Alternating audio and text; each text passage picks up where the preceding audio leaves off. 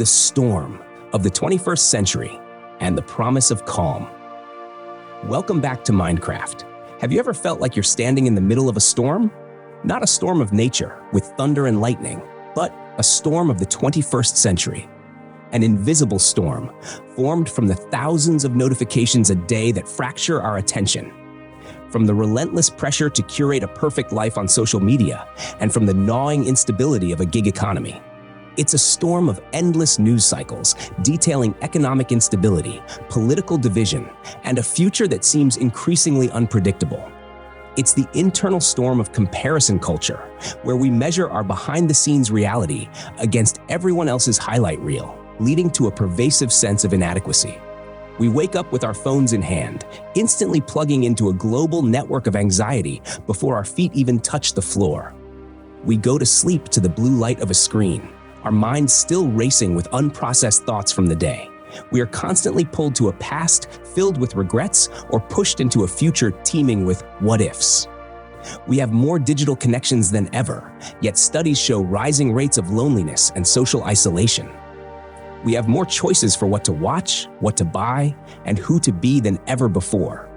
Yet we often feel paralyzed by the paradox of choice, lost in a sea of trivial decisions while the important ones go unmade. In the midst of that storm, the question that perhaps all of us silently ask is, how do we find calm? How do we stand firm when life relentlessly pushes us? How do we find an anchor for our souls, a quiet harbor in a chaotic sea? How do we cultivate a sense of inner stability when the world outside feels so unstable? Today, Minecraft invites you to journey back more than 2,000 years, not to escape the present, but to find a time-tested answer.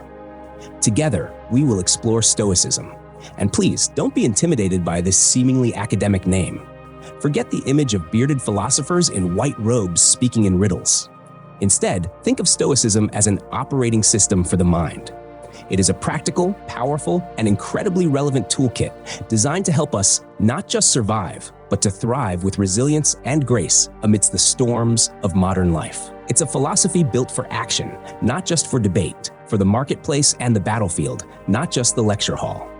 In our journey today, we will decode this philosophy, learn to use its tools to face stress, build resilience, and most importantly, find an unshakable inner peace, no matter what the external circumstances may be. Let's begin. The slave, the emperor, and the misconceptions of being emotionless. To understand a philosophy, the best way is to look at the people who lived it.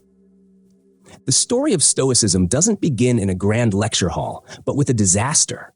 Around 300 BC, a wealthy merchant named Zeno of Citium was in a terrible shipwreck, losing his entire fortune.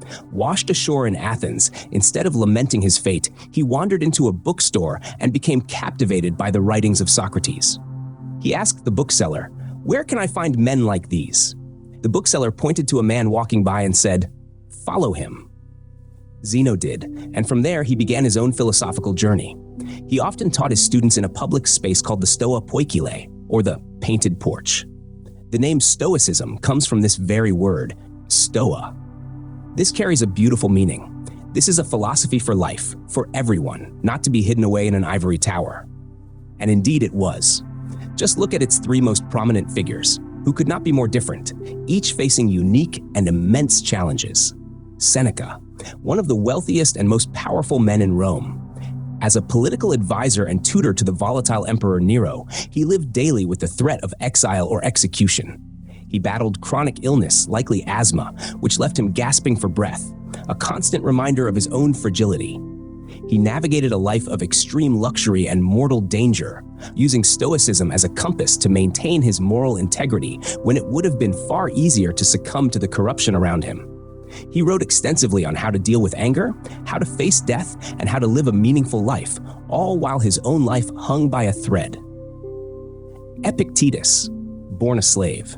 His leg was brutally and deliberately broken by his master, leaving him lame for life. He knew what it was to have his body owned by another, to have zero social standing, to be considered mere property. For him, Stoicism wasn't a theoretical comfort. It was a mental survival tool. It was the realization that while his master could chain his leg, he could never chain his mind, his will, or his character. His teachings, transcribed by his student Arian, are a testament to finding ultimate freedom in the one place no one can touch, your own mind. Marcus Aurelius, the emperor of the Roman Empire, the most powerful man in the world. He wasn't a philosopher in a quiet study. He was a leader on the battlefield for nearly 2 decades, dealing with constant warfare on the German frontier. He faced a devastating plague that wiped out millions, saw the death of many of his own children, and dealt with betrayal from his closest generals. His book, Meditations, is his private journal, a collection of personal reminders to apply Stoic principles under the most intense pressure imaginable, written in the cold and mud of military camps. A slave, a politician, an emperor. What does this tell us? Stoicism is not a philosophy for a specific class. It is a philosophy for human beings, people facing the challenges of life, regardless of their station. However, over thousands of years, the common meaning of the word Stoic has been greatly misunderstood. Misconception number 1, Stoic means being cold and emotionless. This is the most common misunderstanding. People assume a Stoic is someone who suppresses feelings, who doesn't feel sadness or joy, who is hardened to all events. The truth is the complete opposite. The Stoics never denied emotions. Seneca wrote, "We shall all feel a prick of pain, a flinching of the nerves when we are faced with danger." They acknowledge that initial, involuntary emotional reactions, like being startled, feeling a pang of fear, or a wave of sadness, are natural and unavoidable. The difference, however, lies in the next step. They distinguished between initial impressions, propathei, and full-blown passions. An initial impression is the automatic flash of feeling, the blush of embarrassment, the jolt of anger. A passion is what happens when we agree with that impression, when we feed it with our thoughts and judgments. For example, someone cuts you off in traffic. The initial impression is a flash of anger. That's natural. But the passion is what follows. That idiot! He did that on purpose. He has no respect. My whole day is ruined now. The Stoic goal is to insert a pause between the impression and the assent. They didn't suppress emotion. They processed it. They observed their feelings from a distance, asking, where is this feeling coming from? Is it based on a correct judgment? Is it serving me? The goal isn't to become a rock, it's to become a skilled surfer. The waves, emotions, will always come, but a master surfer knows how to maintain balance and not be pulled under. Misconception number 2, Stoic means being passive and resigned. Many think this philosophy encourages a weak acceptance of everything. Oh, I lost my job. Well, I guess that's just fate. This is another damaging misunderstanding. Stoicism is actually a philosophy of action and responsibility. It doesn't teach us to give up. It teaches us to clearly distinguish where we should focus all our energy to act and where we should practice acceptance to conserve our energy. A Stoic who loses their job wouldn't just sit and mourn. They would accept the reality that the job is gone, something they cannot change. But then they would pour 100% of their energy into what they can control, updating their resume, learning a new skill, networking with people in their field, and taking care of their mental and physical health during a difficult time. That is proactive and strong, not passive. It's the wisdom to know when to push the boulder and when to walk around it. So if it's not about being emotionless or passive, what is Stoicism really about? Its essence can be captured in a single sentence. It is the art of differentiating between what we can control and what we cannot, and then having the courage to act on what we can control and the wisdom to accept what we cannot. That is the first key to unlocking the door to peace. And now, let's explore the detailed toolkit this philosophy gives us. The Mind's Toolkit, Timeless Principles. If Stoicism is an operating system, these are its core applications, the software we can install in our minds to function more effectively. The dichotomy of control, the foundation stone. This is the most important principle, the foundation for all other Stoic practices. Epictetus, the former slave, expressed it with simple, powerful clarity. Some things are up to us and some things are not up to us. Up to us are opinion, impulse, desire, aversion, in a word, whatever is our own action. Not up to us are body, property, reputation, office, in a word, whatever is not our own action. Pause for a moment and reflect on the depth of this statement. This isn't just a clever saying, it's a diagnostic tool for all mental suffering. Nearly all our anxiety, frustration, and disappointment stems from confusing these two categories.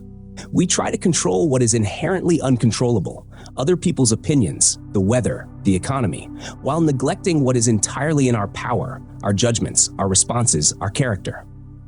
Let's take a common example, a traffic jam. When you're stuck in your car, inching forward, and at risk of being late for an important meeting, your heart races, your hands grip the steering wheel, you mutter curses. What are you trying to control? The traffic, but that is completely outside of your control. What would a practicing Stoic do? They would quickly categorize. Not in my control are the traffic, the actions of other drivers, the time on the clock, the fact that the meeting starts at a specific time. In my control is my reaction. I can get angry, or I can take a deep breath. I can honk my horn endlessly, or I can use this found time to listen to an interesting podcast or an audiobook. I can call ahead to calmly inform them I'll be late. I can practice patience. I can choose not to let this one event poison the rest of my day. By shifting the focus from the external to the internal, the frustration dissolves, replaced by calm and proactivity. The external event hasn't changed, but your internal experience has completely transformed. This principle is the bedrock of modern cognitive behavioral therapy, CBT, which focuses on changing our cognitive distortions and behaviors to improve emotional regulation. This principle applies to everything in the 21st century. A negative comment on social media. You can't control what others say, but you can control whether you reply, whether you internalize their words, and whether you let it ruin your mood. Being rejected after a job interview. You can't control the hiring manager's final decision, but you can control learning from the experience, improving your interview skills, and applying to other places with renewed effort. A downturn in the stock market. You can't control market fluctuations, but you can control your long-term investment strategy and your decision not to panic sell. The dichotomy of control is a powerful filter. Before every stressful situation, ask yourself this simple question. In this situation, what is actually within my control? Then focus all your mind and energy there. Virtue as the sole good, the North Star. A crucial and often overlooked principle of Stoicism is the idea that virtue is the sole good. This can sound abstract, but it's incredibly practical. What the Stoics meant is that things like health, wealth, and reputation are not inherently good or bad. They are indifferents. They are preferable to have, of course, but they have no bearing on your moral worth or your ability to live a good life. The only thing that is truly good is a virtuous character, expressed through the 4 cardinal virtues. Wisdom, the ability to navigate complex situations with logic, reason, and tranquility. Justice, treating others with fairness and kindness, even when they don't deserve it. Courage, facing daily challenges and fears with clarity and integrity, not just on the battlefield, but in difficult conversations and tough decisions. And temperance, practicing moderation and self-control over our desires and appetites. Why is this so important? Because if you believe that happiness depends on external things, money, status, the approval of others, then your happiness will always be fragile and dependent on factors outside your control. But if you believe that the only true good is your own character, then you have found a source of fulfillment that no one can ever take away from you. You can be virtuous in poverty or in wealth, in sickness or in health. This becomes your internal, unshakable North Star. Sympathia, the cosmos as a single organism. Flowing directly from the idea of justice is another beautiful Stoic concept, sympathia. This is the belief that all things in the universe are interconnected, woven together into a single, unified whole. Marcus Aurelius described it as a common bond that unites all rational beings. He urged himself to remember that what is not good for the beehive is not good for the bee. This is a profound shift from the hyper-individualistic mindset of our time. Sympathia reminds us that we are not isolated atoms bouncing around in a void. We are part of a family, a community, a species, a planet. Our actions, no matter how small, ripple outwards and affect the whole. This perspective fosters a deep sense of empathy and social responsibility. It encourages us to act for the common good, not just our own selfish interests. When you see someone struggling, you don't see a stranger. You see a fellow part of the same organism. When you hear about a problem on the other side of the world, it's not their problem, it's our problem. This cosmic perspective is a powerful antidote to selfishness, tribalism, and indifference. Amor Fati. Don't just accept fate, love it. If the dichotomy of control teaches us to accept what we can't change, Amor Fati takes it a step further. This Latin phrase, later popularized by the philosopher Nietzsche, but with deep roots in Stoic thought, means a love of fate. It doesn't just mean tolerating what happens, it means cherishing, welcoming, and loving everything that happens to you, good and bad, seeing it all as a necessary part of a larger picture. Marcus Aurelius wrote in his Meditations, "All that is in accord with you is in accord with me, O universe. Nothing which occurs at the right time for you is early or late for me." This is a radical idea. How can we love a failure, an illness, or a loss? The answer lies in shifting our perspective. Instead of seeing adversity as an obstacle, the Stoics see it as material for practicing patience, courage, wisdom, and strength. As Marcus Aurelius famously said, "The impediment to action advances action. What stands in the way becomes the way." Think of the story of Thomas Edison. When his laboratory, which contained his life's work, burned to the ground, his son ran to him in a panic. Edison, then 67, calmly said, "Go get your mother and all her friends. They'll never see a fire like this again." The next morning, walking through the ruins, he said, "There is great value in disaster. All our mistakes are burned up. Thank God we can start anew." That is Amor Fati in action. It's not a denial of pain, but the ability to find opportunity and lessons even in tragedy. Losing a job can be the opportunity to find a career path that truly suits you. A broken relationship can be the chance to better understand yourself and what you truly need in a partner. Practice Amor Fati by asking yourself in the face of difficulty, how can I use this? What is the lesson here? What opportunity is hidden inside this challenge? Premeditation malorum, a vaccine for the mind. This might sound strange and negative, the premeditation of evils. Why would we deliberately think about bad scenarios? Wouldn't that just make us more anxious? Quite the opposite. This is one of the most powerful and misunderstood techniques of Stoicism. Premeditatio malorum is not about wallowing in pessimism. It is a deliberate practice, a kind of mental vaccine to help us build resilience and gratitude. Seneca advised that we should spend time each morning contemplating what could go wrong during the day. I might get stuck in traffic. My boss might be irritable. An important project could hit a snag. The purpose is not to worry, but to prepare mentally. When these things actually happen, they are no longer a shocking surprise. You've anticipated them. The shock of an event is often more painful than the event itself. By imagining it beforehand, you strip it of its power to shock you. Plan contingencies. As you imagine difficulties, you can also think in advance about how you will deal with them. If my boss is irritable, I will remain calm, listen, and respond professionally. This moves you from a reactive to a proactive stance. And cultivate gratitude. When you take a moment to imagine losing something, your job, your health, a loved one, you begin to appreciate its presence in your life right now. We often only realize the value of things when they're gone. This technique helps us realize it before it's too late. In the 21st century, you can practice this by imagining what if the projector fails before an important presentation. This will prompt you to prepare a backup printout and practice more thoroughly. You can also take a moment to think about your life without modern conveniences. No internet, no hot water, no comfortable bed. You will immediately feel more grateful for the things you usually take for granted. This is an exercise in resilience, not anxiety. It helps us appreciate what we have and be ready for what may come. The view from above. When we're caught up in daily worries, a tight deadline, a conflict with a colleague, an unpaid bill, these problems can seem enormous, as if they are our entire world. Marcus Aurelius, the emperor who had to deal with wars, plagues, and political conspiracies, developed a mental exercise to maintain proper perspective. He called it the view from above. Try to practice it right now. Close your eyes. Imagine you are floating upward, leaving this room. You see your home, then your neighborhood, then your city becomes a small dot. You float higher, seeing your country, then the entire continent.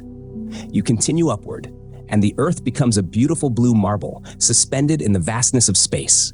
You see the solar system, then the Milky Way galaxy with its hundreds of billions of stars, and our galaxy is just one of hundreds of billions of others in the universe. Now, from that perspective, think about the problem that is stressing you out, that deadline, that argument. How does it look from here? Does it still seem so large and all-important? This exercise is not meant to trivialize your pain.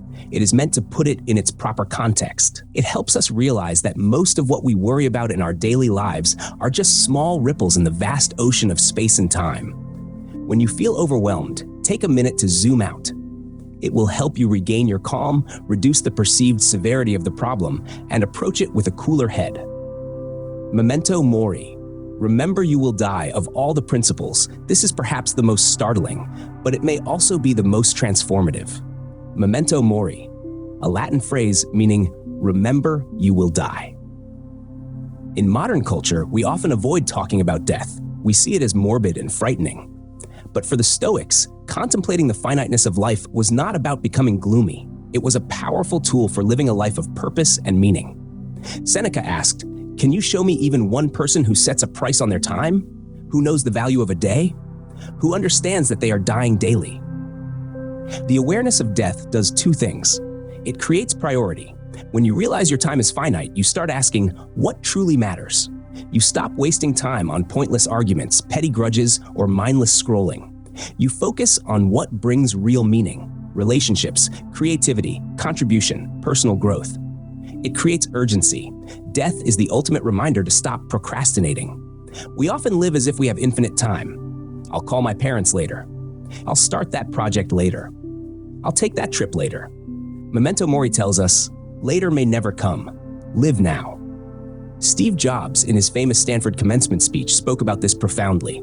Remembering that I'll be dead soon is the most important tool I've ever encountered to help me make the big choices in life.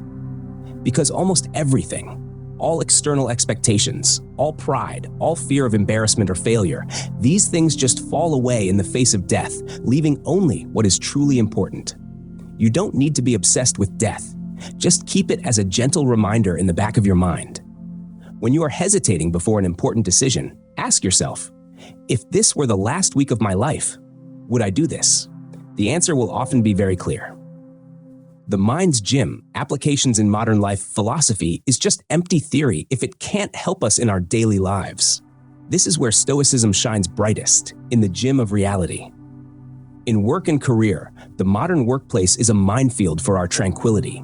Unreasonable deadlines, difficult colleagues, a flood of emails, and the fear of falling behind.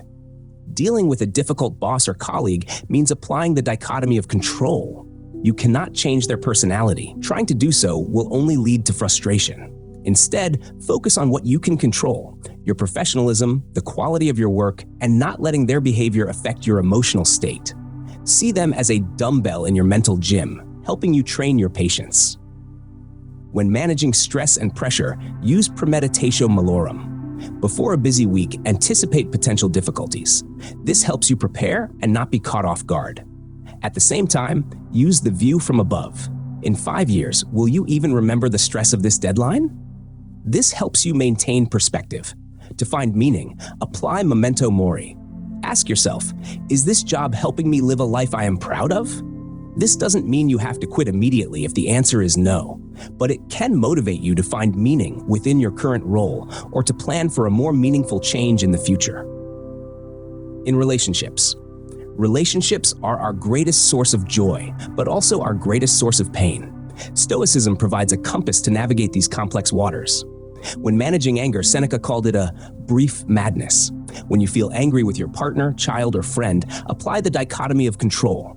Their actions are outside your control. Your reaction is not. Create a pause. Breathe deeply. Don't react immediately. Ask yourself, will reacting angrily actually solve this problem? For practicing empathy, the Stoics believed in sympathia, the idea that we are all parts of a single whole. When someone hurts you, try to understand that their actions often stem from their own ignorance, fear, or pain.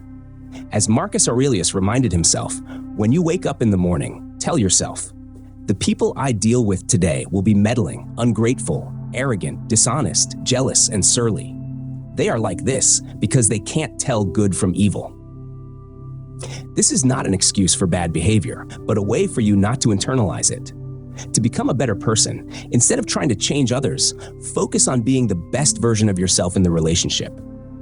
Be a better listener, more patient, more reliable. These are things entirely within your control. Facing the information crisis and social media, the 21st century throws a deluge of information at us.